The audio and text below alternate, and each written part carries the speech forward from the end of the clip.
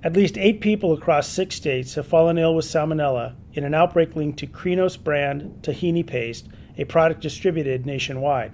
Of those who fell ill, 2 were Minnesota infants under the age of 1.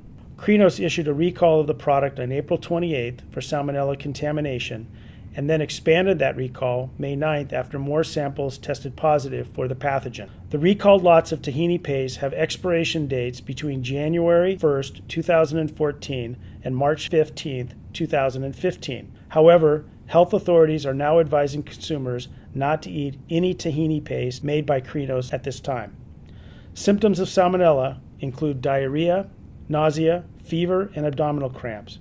Anyone who ate Krinos-brand tahini paste and then experienced these symptoms should contact their healthcare provider.